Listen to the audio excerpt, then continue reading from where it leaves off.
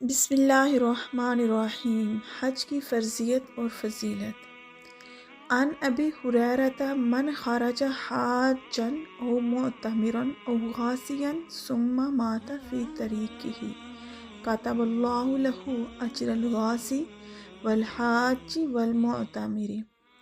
حضرت ابو ہریرہ رضی اللہ تعالیٰ عنہ سے روایت ہے کہ اللہ کا جو بندہ حج یا عمرہ کی نیت سے یا راہ خدا میں جہاد کے لیے نکلا، پھر راستے ہی میں اس کو موت آ گئی، تو اللہ تعالیٰ کی طرف سے اس کے واسطے وہی اجر و ثواب لکھ دیا جاتا ہے جو حج و عمرہ کرنے کے لیے اور اللہ کی راہ جہاد کرنے کے لیے مقرر ہے۔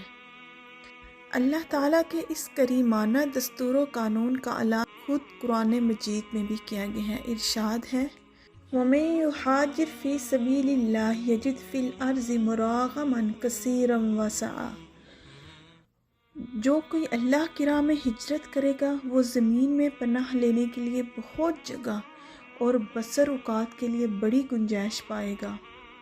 وَمَن يَخْرُجْ مِن بَيْتِهِ مُهَاجِرًا إِلَى اللَّهِ وَرَسُولِهِ ثُمَّ يُدْرِكْهُ الْمَوْتُ فَقَدْ وَقَعَ أَجْرُهُ عَلَى اللَّهِ۔